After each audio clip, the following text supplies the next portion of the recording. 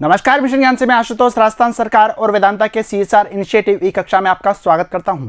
बच्चों, हम पढ़ रहे थे क्लास 12 का 4th चैप्टर केमिकल काइनेटिक्स। बहुत ही सिंपल, बहुत ही आसान चैप्टर लग रहा होगा आपको। अब हम स्टार्ट करने वाले हैं यहाँ पे अभिक्रिया की कोटि के बारे में।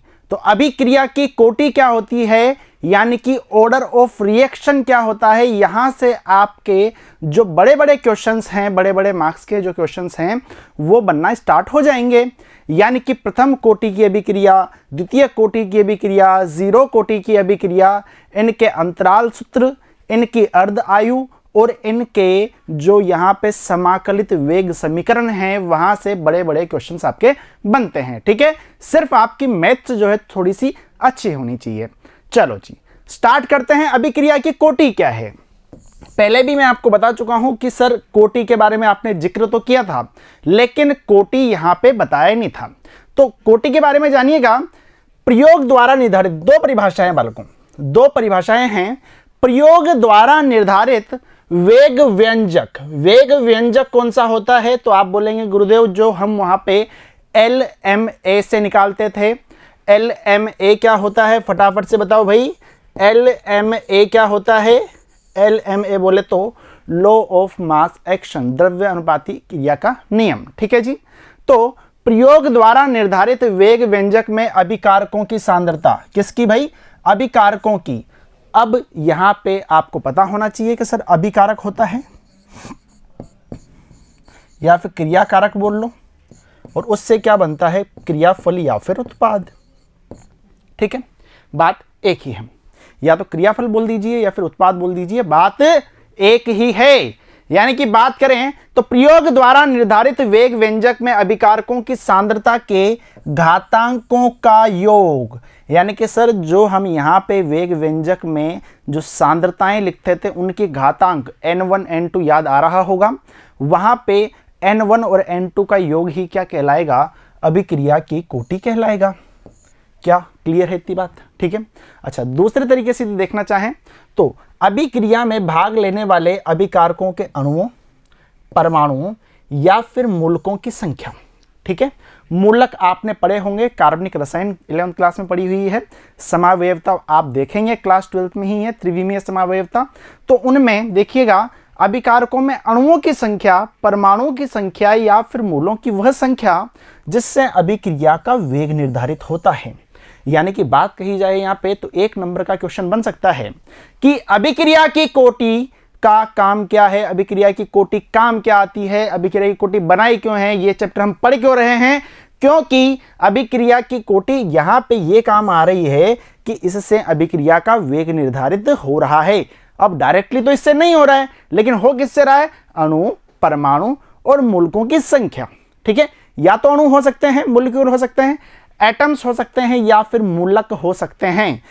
मूलकों की वह संख्या जिससे अभिक्रिया का वेग निर्धारित होता है क्या कहलाते हैं, अभिक्रिया की कोटि कहलाते हैं। क्या इतनी बात क्लियर है? सर ये तो यहाँ पे बात हो गई थ्योरेटिकली।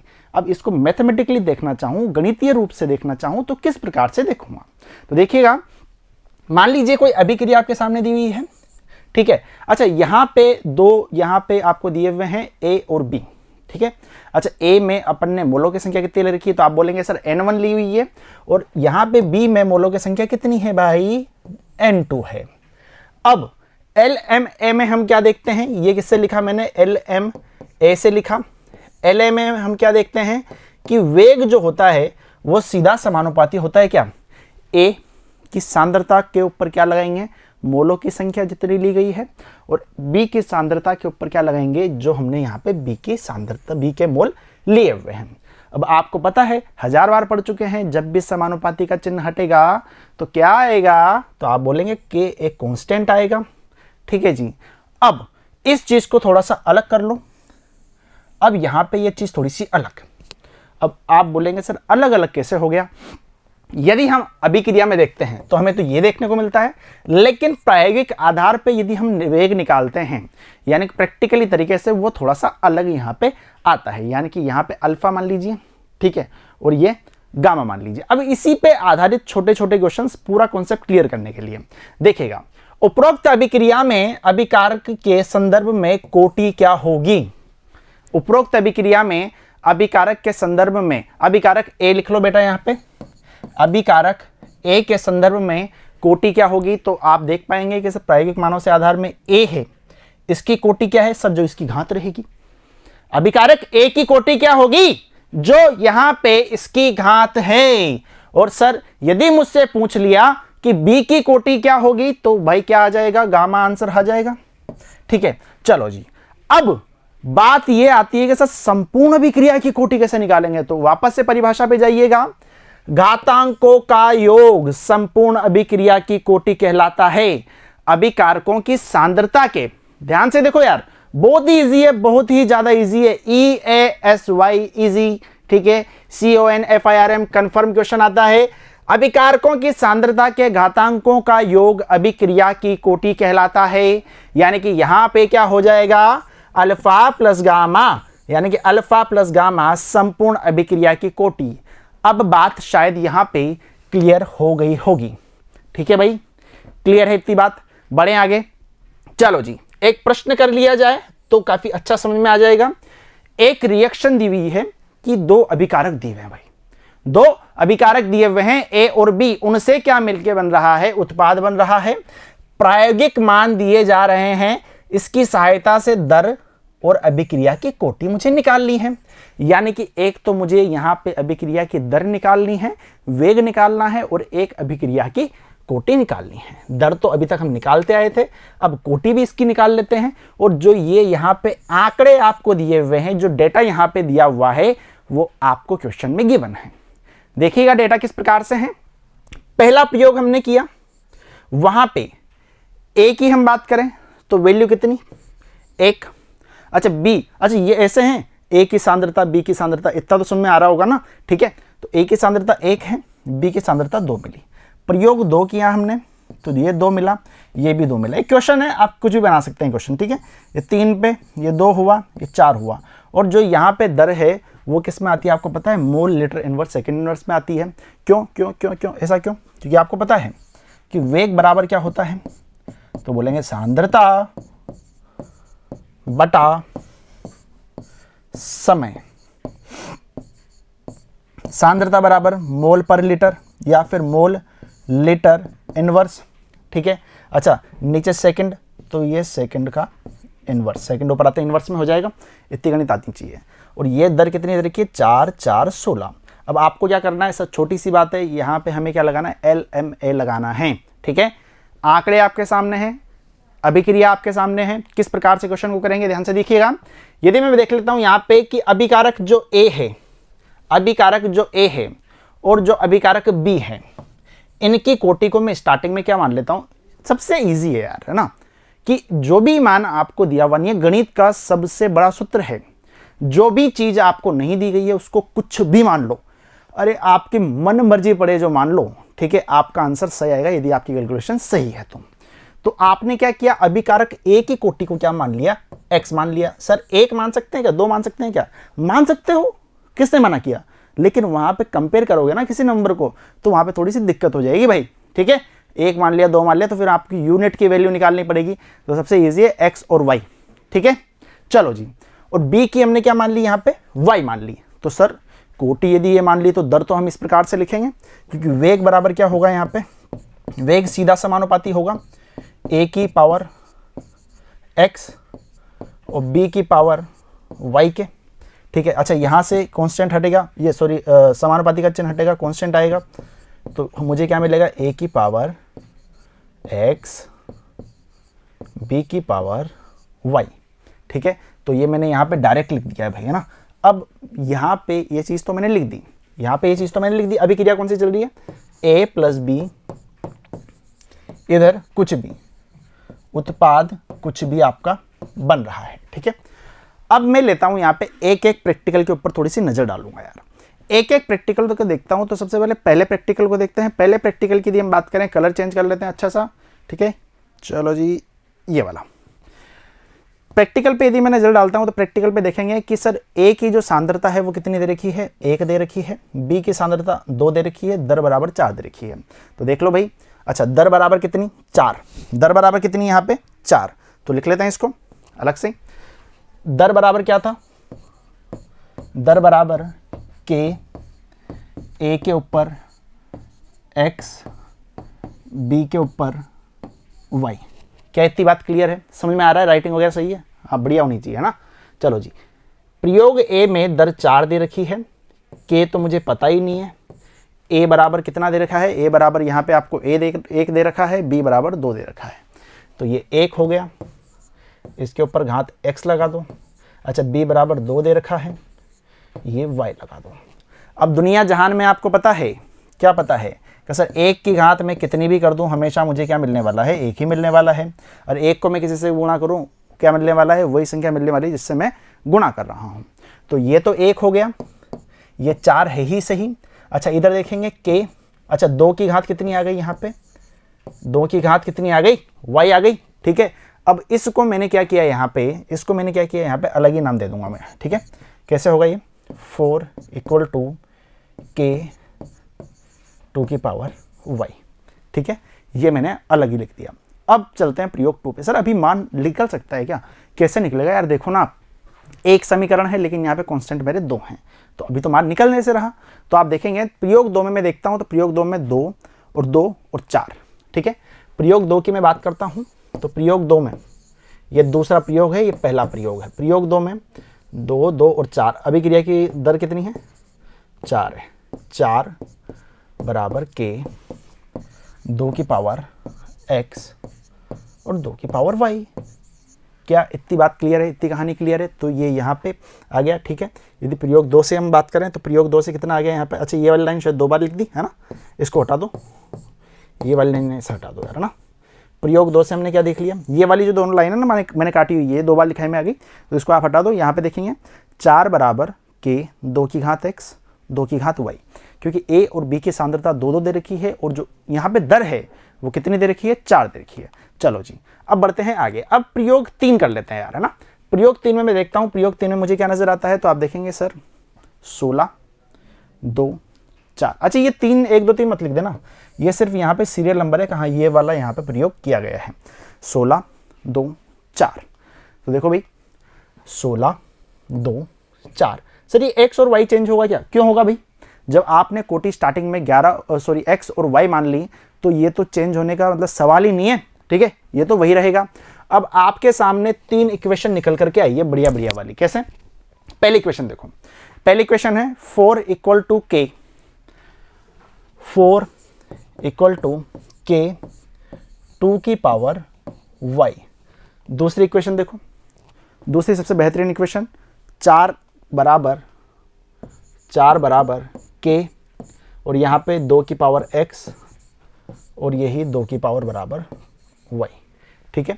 अच्छा, यहाँ पे तीसरे प्रयोग में क्या निकल करके आया? 16 बराबर के 2 की घात x 4 की घात y। 3 प्रयोग, तीनों के रिजल्ट आपके सामने है, किस प्रकार से मैंने यहाँ पे वेग निकाले हैं, ठीक है। ये पहला हो गया, ये दूसरा हो गया, ये तीसरा हो गया। अब आपका यहाँ पे केमिस्ट्री का, रसायन का काम तो खत्म हो गया। अब क्या है? गणित। गणित को समझेंगे यहाँ पे।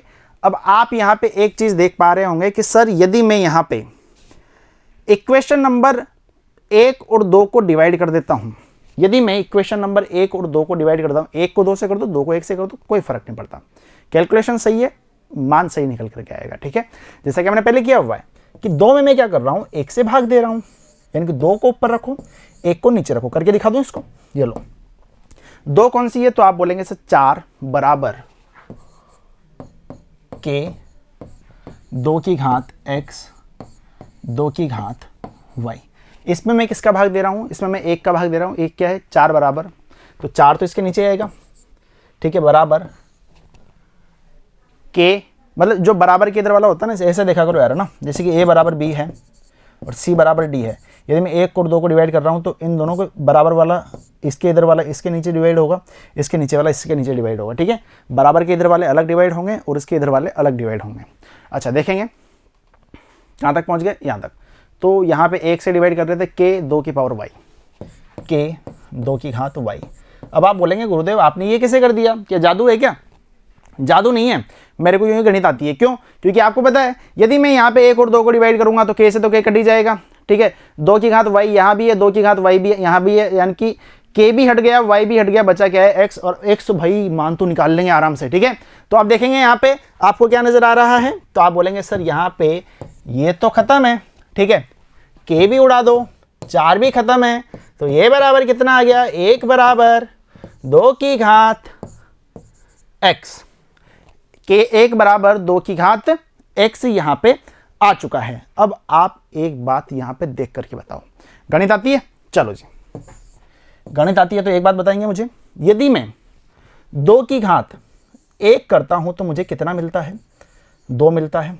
2 की घात 2 करता हूँ तो कितना मिलता है, 4 मिलता है। 2 की घात 3 करता हूँ तो कितना मिलता है, तो आप बोलेंगे 8 मिलता है। सर ये तो सबको पता है, लेकिन आप तो मुझे एक बात बताओ कि मैं 2 की घात कितनी डालूं यहाँ पे कि ये बराबर 1 के आ जाए। तो भाई एक ही कंडीशन में आता है, कोई भी नंबर है उसकी पावर यदि आप 0 कर देते हो तभी वो क्या आएगा, 1 आएगा। यानी कि 2 की घात आप 0 करोगे ना तभी जा करके 1 आएगा। यानी कि यहाँ पे x का सिर्फ और सिर्फ एक मान पॉसिबल है, वो क्या है, x बराबर 0 पर ही क्या होगा, ये संतुष्ट होगा। देख लो x यहाँ पे 0 डालोगे तो 2 की पावर 0 बराबर 1 होता है, और ये यहाँ पे 1 के बराबर आ रहा है। यानी कि जो ये वाली सिचुएशन मेरी बनी है ना, यानी कि ये वाली जो सिचुएशन मेरी बनी है यहाँ पे, उसमें सिर्फ और सिर्फ एक बात है कि सर यहाँ पे ये वाली इक्वेशन तभी सेटिस्फाई होगी जब मैं x बराबर 0 रख दूंगा। यानी कि यहाँ से एक मान तो निकल करके आ गया। चलो जी, आपको संपूर्ण अभिक्रिया की कोटि निकालनी है तो सर y का मान वो निकाल लो, आराम से आंसर आ जाएगा। चलो वो भी कर लेते हैं।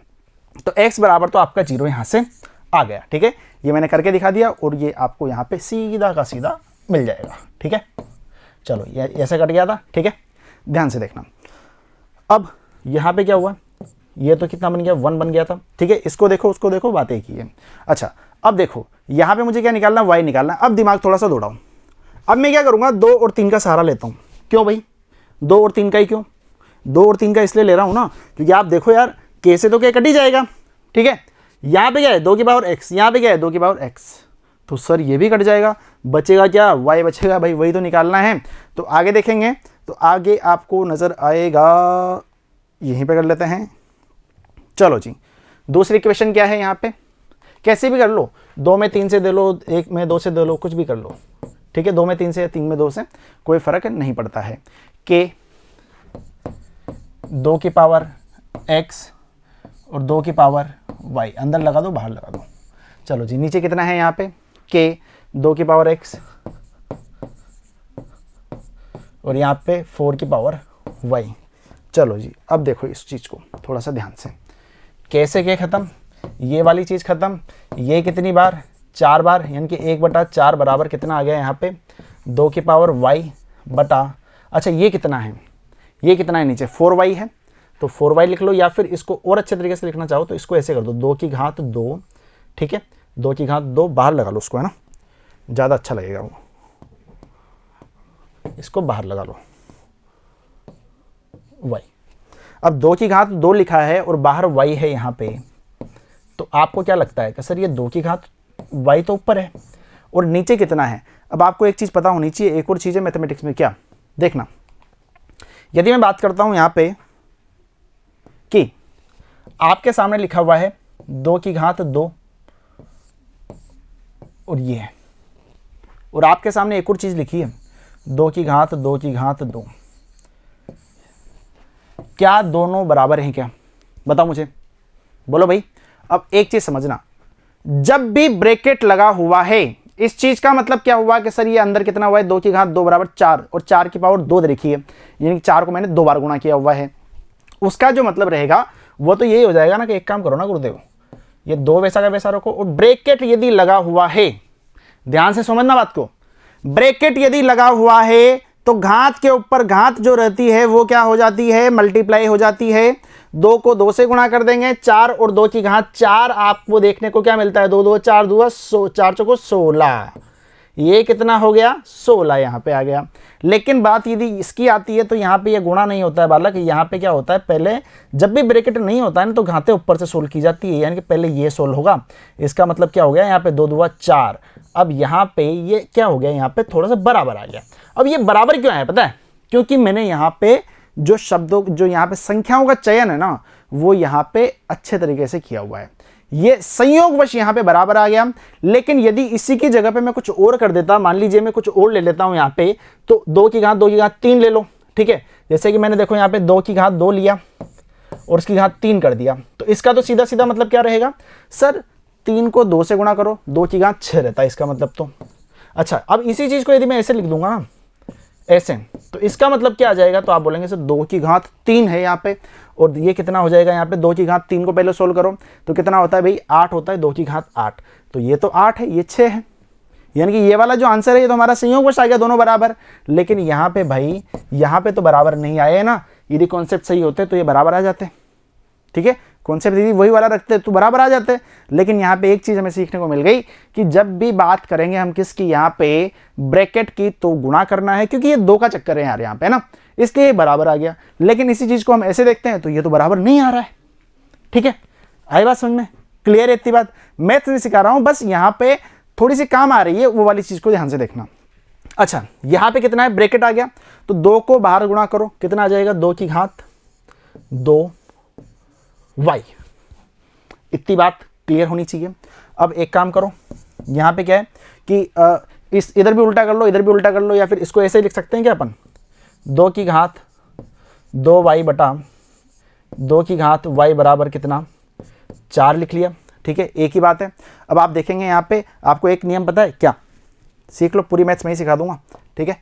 देखना यहाँ पे a की पावर m बटा a की पावर n, यानी कि जब आधार समान होते हैं, घातें अलग अलग होती है, और जब यहाँ पे घातें ऊपर लेके जाते हैं ना, तो इसको ऐसे लिख सकते हैं m माइनस n। और ऐसा भी देख लो, एक और रूल सीख लो, ये भी पता होगा, घात आधार समान है तो घातें जुड़ जाती हैं, आधार समान होते हैं तो घातें जुड़ जाती है यदि गुणा में हो, और यदि यहाँ पे डिवाइड में होती है तो क्या हो जाती है, घट जाती है। यानी कि यहाँ पे नीचे जो पावर है उसको यदि मैं ऊपर लेके आना चाहूँगा और बेस यदि मेरा समान है, तो ये क्या हो जाएगा, यहाँ पे m में से माइनस हो जाएगा। वही चीज़ मुझे यहाँ पे करनी है।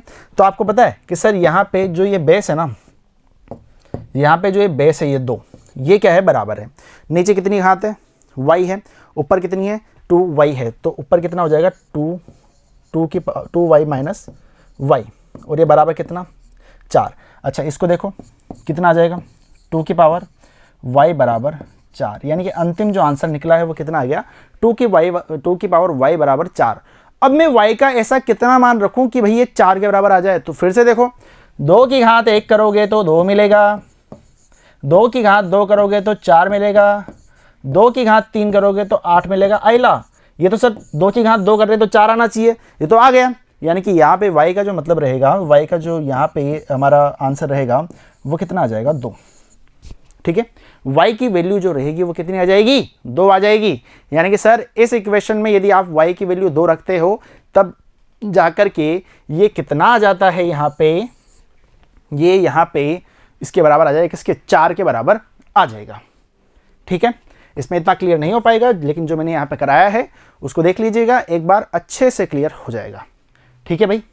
बढ़े आगे, चलो अब इस चीज़ को देखना, x का मान कितना आया था, तो आप बोलेंगे सर x का मान तो कितना आया था, 0 आया था, और y का मान कितना आया, 2 आया था। तो आपको यहाँ पे इस तरह से लिखना पड़ेगा व्यंजक, ठीक है, वेग का। तो यहाँ पे अब कोटि क्या थी कि सर जो सांद्रता की जो घातें हैं उनका योग कर दो, सांद्रता की घातांक का योग कर दो, यानी 0 + 2, 2 हमारे इस सवाल का आंसर हो गया, ठीक है। क्लियर है बात, काफ़ी अच्छा क्वेश्चन था, ठीक है, काफ़ी कुछ सीखने को मिला होगा, गणित भी सीखने को मिली है। तो ये गणित की छोटी छोटी चीज़ें हैं, इनका तो हमें ध्यान होना ही चाहिए, ठीक है। ये इंपॉर्टेंट है यार, ये वाला इंपॉर्टेंट है, आगे भी काम आएगा। एक बार इसको स्क्रीनशॉट ले लो, है ना, ले लिया भाई स्क्रीनशॉट। चलो भाई बढ़ते हैं अब अगले प्रश्न की ओर। अगला एक और प्रश्न आपके सामने। अच्छा, इसमें एक चीज़ सही कर लीजिएगा, अगले प्रश्न में है यहाँ पे लिखा हुआ अभिक्रिया 2NO प्लस लिखा हुआ है यहाँ पे, ठीक है, 2NO प्लस Cl2, और उससे कोई प्रोडक्ट यहाँ पे बन रहा है, ठीक है। ये यहाँ पे इक्वेशन ही लिख दी। चलो करो भाई इसको। से उत्पाद के लिए निम्न प्रायोगिक मान है, कुछ प्रायोगिक मान यहाँ पे दिए हुए हैं, उसमें क्या करना है, इसकी सहायता से दर, नियम तथा अभिक्रिया की कोटि हमें निकालनी है, ठीक है। पिछला क्वेश्चन अच्छे से कर लिया होगा, ये अभिक्रिया की दर थी, दर का आंसर और ये हमारा अभिक्रिया की कोटि का आंसर। ठीक है, इसको फटाफट से करेंगे, जल्दी से कर लो, पूरा क्वेश्चन देख लो, चांस दे रहा हूँ। वीडियो को पॉज कर लिया करो यार, है ना, उसमें आराम से आप इसको कर सकते हो। ठीक है, काफ़ी अच्छा क्वेश्चन है, वही है सेम, बस उसमें थोड़ा सा मैंने मानों में परिवर्तन कर दिया, यानी कि जो प्रायोगिक मान है वो अलग कर दिए। ठीक है, अच्छा चलो भाई आराम से करो भाई क्वेश्चन को, अब इतना ज़्यादा कैलकुलेट करके नहीं बताएंगे, जो इसमें लिखा हुआ है वो आप देख लेना। अच्छा, आप देखेंगे यहाँ पे कि माना कि अभिकारक NO की कोटि कितनी है भैया, X है, और Cl2 की कितनी मान ली मैंने यहाँ पे Y मान ली। ठीक है, अच्छा यदि मैं NO की कोटि को X ले रहा हूँ और Cl2 की कोटि को Y ले रहा हूँ, ठीक है, तो यहाँ पे दर क्या होगी, तो आप बोलेंगे सर दर ये होगी, और अंतिम में मुझे क्या करना है, दर का मान निकालना है, कोटि निकालनी है संपूर्ण अभिक्रिया की, तो यहाँ पे मुझे X और Y का मान निकालना ही पड़ेगा। क्यों? क्योंकि कोटि क्या होती है, घातांकों का योग होती है। अब आपको पता है कि LMS से यदि मैं देखता हूँ तो ये वाली चीज़ मुझे मिल गई, लेकिन प्रयोग 1 के आधार पर यदि देखा जाए तो भाई दर जो है वो कितनी है, 1 × 10⁻³ है, और जो NO है उसकी सांद्रता ये है, और Cl2 की सांद्रता कितनी है, 0.05। चलो जी, तो आप देखेंगे यहाँ पे कि यहाँ पे रेट की जगह तो मैंने कितना लिख दिया, 1 × 10⁻³ अच्छा यहाँ पे कितना लिखना था, 0.05 और 0.05। ठीक है, ज़्यादा फास्ट हो रहा है, ये लो भाई 0.05 0.05 X और Y।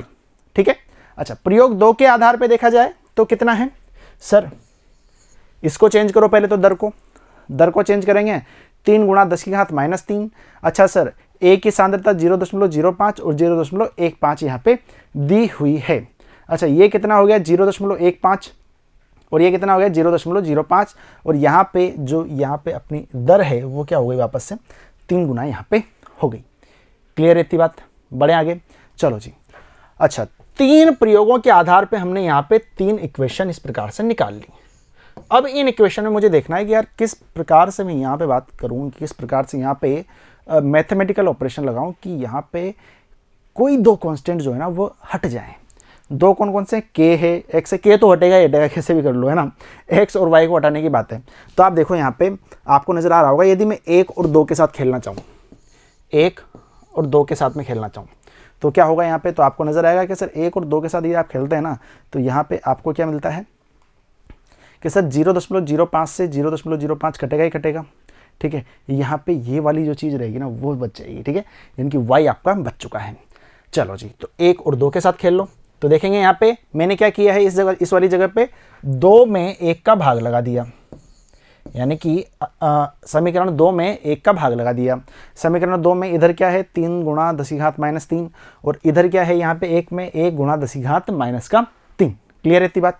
अच्छा जी, तो सर इसका मतलब ये है कि सर ये ऊपर आना चाहिए और ये ऊपर वाली संख्या नीचे आनी चाहिए, तो वही लिखा हुआ है, सेम टू सेम है। ठीक है, और ऊपर वाली जो संख्या है वो नीचे यहाँ पे आ गई। कैसे, K काट दो बहुत ही प्यार से, इसको भी काट दो, कोई लोड नहीं है। ठीक है, अच्छा इधर देखेंगे ये भी ख़त्म है, तो बचा क्या है यहाँ पे 3, इधर कितना बचा हुआ है, 3 बचा हुआ है। अच्छा इधर देखो बाबू 0.15 0.15 की घात Y। अच्छा नीचे कितना है, तो आप बोलेंगे सर 0.05 की घात कितनी Y। अब आपको यहाँ पे बताना है कि मैं Y का ऐसा कितना मान रखूँ कि भाई Y का ऐसा कितना मान रखूँ कि जो यहाँ पे ऊपर जो यहाँ पे इस वाली साइड में है वो 3 आ जाए। तो इसको करने का एक तरीका देखना, ऐसे तो मान आप रख नहीं पाएंगे, ठीक है, ऐसे 1 2 3 करने में मिल जाएंगे, लेकिन तरीका क्या है करने का। अच्छा 0.15 है ना, उसको क्या मैं यहाँ पे ऐसा लिख सकता हूँ क्या, 0.05 गुणा 0.05 गुणा 3। बोलो भाई, जब तक मैं लिख रहा हूं तब तक बताओ, क्या ऐसा लिखना वाजिब है क्या? ठीक है, कर लो गुणा 0.05 गुणा 3, 5 या 15। ओहो वही आ गया। अब मैंने ये दिमाग कैसे लगाया? अच्छा एक बात बताओ आप यार, छोटी सी, जो नीचे वाली चीज़ है वो छोटी है और ऊपर वाला जो अंक है वो बड़ा है, तोड़ना तो बड़े वाले को ही पड़ेगा, ठीक है, योगदान तो बड़े वाले को ही देना पड़ेगा। अब आप देखो यहाँ पे कि इस 0.15 को आप किस फॉर्मेट में लिखोगे कि नीचे वाला कैंसिल हो जाए। तो आप बोलेंगे सर नीचे वाला कैंसिल करने के लिए ना मुझे ऊपर वाले को इसी की फॉर्म में लिखना पड़ेगा, ठीक है। तो मैं क्या करता हूँ, 0.05 को मैं 3 के साथ यदि गुणा करता हूँ तो 0.05 यहाँ पे आता है, इतनी गणित तो यार आनी चाहिए ना। तो आप देखेंगे यहाँ पे कि इसकी भी घात कितनी है, y है, और इसकी भी घात कितनी हो गई y, दोनों की अलग अलग कर सकते हैं ना। तो यहाँ पे आप देख पा रहे हैं कि सर ये वाला जो है ना वो तो कट ही गया। अब इधर कितना बचा हुआ है, तो आप बोलेंगे सर इधर 3 बचा हुआ है, इधर 3 की घात y है। अब डाल लो भाई y बराबर कितना, 1। y बराबर 1 डालोगे तभी जाकर के वो उसके बराबर हो जाएगा, ठीक है। तो यहाँ से y का मान तो निकल गया। चलो जी, y का काम खत्म। अब बात करते हैं x की। अच्छा, x को करने के लिए क्या करेंगे, तो आप बोलेंगे सर x निकालना है ना, यानी कि y को खत्म करना पड़ेगा। अब y को खत्म कैसे करेंगे, तो देखो भाई ये वाली तीसरी इक्वेशन ले लो और पहली इक्वेशन ले लो, तीसरी और पहली इक्वेशन के साथ में खेल लो, आराम से आंसर आएगा, ठीक है। चलो जी, तीसरी और पहली की यदि हम बात करते हैं तो तीसरी में मैंने क्या किया है, 3 में 1 का भाग दिया है, 3 में मैंने 1 का भाग यहाँ पे दिया है। ये लो अच्छे से लिख देते हैं, 3 में मैंने 1 का भाग दिया। 3 में दर कितनी दे रखी है, 9 गुणा 10 की घात -3। तो यहाँ पे इससे ये तो कट ही जाना है, ठीक है, के से के कट ही गया। अच्छा, ये y खत्म हो ही गया। तो आपको पता है सर अब तो कुछ भी नहीं है, अब क्या है, सिंपल सी गणित है। 0.15 है तो उसको वापस से क्या लिखेंगे, 0.05 की घात कितना x, और 0.3 लिखो ओनली, है ना। 3 गुणा 3 की घात कितनी, x, क्या कर रहे हैं, x, और नीचे कितना 0.05 की घात x, ये कट गया, ठीक है। यानी कि अब इधर कितना बचा हुआ है, 3 की घात x बचा हुआ है, और इधर कितना है, ये 9 तो चलेगा ना। अब मैं यहाँ पे x का कितना मान रखूँ, यदि मैं 3 की घात 1 रखता हूँ तो 3 आता है, 3 की घात 2 रखता हूँ तो ये 9 आ जाता है। यानी कि आप x बराबर 2 रख दो, ठीक है। तो यहाँ पे x का मान कितना निकल के आ गया, 2 मेरा निकल करके आ गया, ठीक है। अच्छा, y कितना निकला था, तो आप बोलेंगे सर y बराबर 1 निकला था, और यहाँ पे x जो है कितना निकला है, 2 निकला है, x बराबर आपका 2 यहाँ पे निकल गया, ठीक है। ये सही है, 3 की घात x, इधर 9 लिखा हुआ है यानी कि 3 का स्क्वायर, ठीक है, ये बात बिल्कुल सही है। चलो जी, अब अभिक्रिया की दर, 2 क्वेश्चन के आंसर देने हैं हमें कौन कौन से। अभिक्रिया की दर क्या होगी और संपूर्ण अभिक्रिया की कोटि क्या होगी। अभिक्रिया की दर से क्या मतलब है कि सर जो व्यंजक आपने यहाँ पे लिखा था ना उसमें x और y के मान डाल दो, और यहाँ पे कोटि का मतलब क्या है कि सर जो घातांक यहाँ पे आई थी ना, इनके x और y के मान आए थे, उनको आप यहाँ पे ऐड कर दो। आंसर कितना आ गया, 3 हमारे सवाल का आंसर। सिंपल है, बहुत ही ज़्यादा सिंपल है, और एग्जाम में आता है, ठीक है, क्या बोलते हैं एग्जाम में आता है, तो ये CONFIRM कन्फर्म है भैया। न्यूमेरिकल आया तो यहीं से आएगा, यदि थोड़ा सा अच्छा न्यूमेरिकल दे दिया तो, ठीक है। वैसे आगे भी न्यूमेरिकल बनेंगे इस चैप्टर में, अर्धायु पे बनेंगे, ठीक है, समाकलित वेग समीकरण पे बनेंगे, तो इस चैप्टर में से न्यूमेरिकल तो आना ही है। तीनों को बोल दूंगा, तीनों कन्फर्म है, एक तो याद करोगे, ठीक है। चलो जी, अब बढ़ते हैं अगले प्रश्न की ओर। अगला प्रश्न आपके सामने दिया हुआ है कि अणुकता और कोटि में आपको अंतर स्पष्ट करना है। अणुकता पहले मैं पढ़ा चुका हूं, ठीक है। अब बात करते हैं यहाँ पे कोटि की, ठीक है। कोटि भी मैं पढ़ा चुका हूं, अब तो अंतर तो आपके ऊपर है। पहला अंतर देखो, पहली परिभाषा देखो, क्या ये मैंने नहीं पढ़ाई थी क्या ये मैंने नहीं पढ़ाई थी क्या। अणुसंख्यता की परिभाषा देखना, रासायनिक अभिक्रिया में भाग लेने वाले परमाणु अथवा मूलकों की कुल संख्या को ही अभिक्रिया की अणुकता बोलते हैं। अच्छा, प्रयोग द्वारा निर्धारित, ये वाली चीज, प्रयोग द्वारा निर्धारित वेग व्यंजक में, ये क्या होती है, वेग व्यंजक में जो प्रयोग द्वारा निर्धारित होता है उसके वेग व्यंजक में जो सांद्रता की जो घातांक होती है उनका योग होता है। लेकिन सर सरल अभिक्रिया की हम बात करें, सरल अभिक्रिया में दोनों बराबर होते हैं, तो ये चीज भी मैंने बता रखी है। सरल अभिक्रिया जब आप देखेंगे, जटिल की मैं बात नहीं कर रहा हूँ, छद्म अभिक्रिया की बात नहीं कर रहा हूँ, सरल अभिक्रिया में जो अणुकता जो होती है वो कोटि के बराबर होती है, ठीक है। अच्छा सर, मान करें तो ये सैद्धांतिक यानी कि ये से बोल सकते हैं अपन थ्योरेटिकल है, और ये क्या है, प्रैक्टिकल मान है। चलो जी सर, ये हमेशा पूर्णांक में होती है और इसका मान पूर्णांक में होना आवश्यक नहीं है, यानी कि ये कितनी भी आ सकती है, ठीक है। हो सकता है ना, कैसे कैसे देखना, जैसे कभी इतना लिख दिया 2/3H2, ऐसा कुछ भी लिख दिया, मतलब 1/2O2, तो आप क्या करते हैं यहाँ पे इनके जो मोल होते हैं उनसे तो उन्हीं को तो पावर लगाते हैं, तो भाई ये तो वैसे ही आएंगे, ठीक है। अच्छा, ये एक ही हो गया, तो इसको कर दो, एक काम करो 5/3 कर दो, इसको 5/2 कर दो। तो ऐसा कभी आप करते हैं तो यहाँ पे कोटि तो क्या होगी कि भाई पूर्णांक में हो नहीं हो पता नहीं है, ठीक है। हो भी सकती है, नहीं भी हो सकती है, क्योंकि मोल के ऊपर डिपेंड कर रहा है, मोल कितने अपन वहाँ पे ले रहे हैं, ठीक है। चलो जी, यानी कि इसका पूर्णांक में होना आवश्यक है, लेकिन इसका पूर्णांक में होना आवश्यक नहीं है। यह कभी भी शून्य नहीं हो सकती है, यह कभी भी शून्य नहीं हो सकती है। इंपॉर्टेंट क्वेश्चन है, नीट में आया हुआ क्वेश्चन है कि अणुकता और कोटि में से कौन सा शून्य नहीं हो सकता। ठीक है, चलो जी, यह शून्य भी हो सकती है और यह भिन्नात्मक भी हो सकती है। भिन्नात्मक यानी कि पूर्णांक हो ना हो जरूरी नहीं है। ठीक है, एक ही बात है।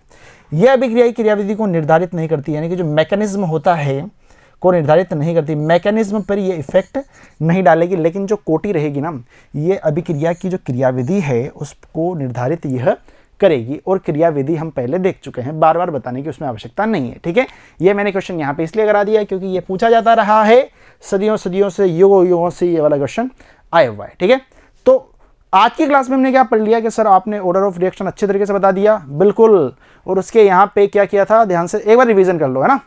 चलो जी, अभिक्रिया की कोटि क्या होती है कि सर अभिकार जो यहाँ पे वेग व्यंजक होता है उसमें अभिकारकों की सांद्रताओं की घातांकों का योग क्या होता है, अभिक्रिया की कोटि होता है। बिल्कुल सही बात है सर। उसके बाद में यदि हम आगे बढ़ते हैं तो यहाँ पे आपने दो परिभाषाएं बता दी, अणुओं, परमाणु तथा मूलकों की संख्या, जो कि जिससे अभिक्रिया का वेग निर्धारित करे वो क्या होती है, यहाँ पे कोटि कहलाएगी। और यहाँ पे एक अभिक्रिया हमने देखी, उसके बाद दो प्यारे प्यारे एग्जाम्पल हमने यहाँ पे देख लिए। ठीक है, एग्जाम्पल आप फिर से देखिएगा और जो यहाँ पे मैंने गणित जो बताई है उसको थोड़ा सा ध्यान से देखना। ठीक है, ये वाली चीज़ मैंने एक्स्ट्रा बता दी यहाँ पे, इसको आप एक बार अच्छे से देख लेना। ठीक है, संयोगवश एक आ सकता है, अलग भी हो सकता है, लेकिन दोनों भैया यहाँ पे अलग ही होते हैं। ठीक है, चलो जी, दो एग्जाम्पल किए, उसके बाद में हमने यहाँ पे क्या किया, एक बहुत ही प्यारा सा क्वेश्चन जो कि युगों युगों से आ रहा है, अणुकता और कोटि में अंतर स्पष्ट करें। ठीक है, तो मिलते हैं अगली वीडियो में, बने रहिएगा, धन्यवाद।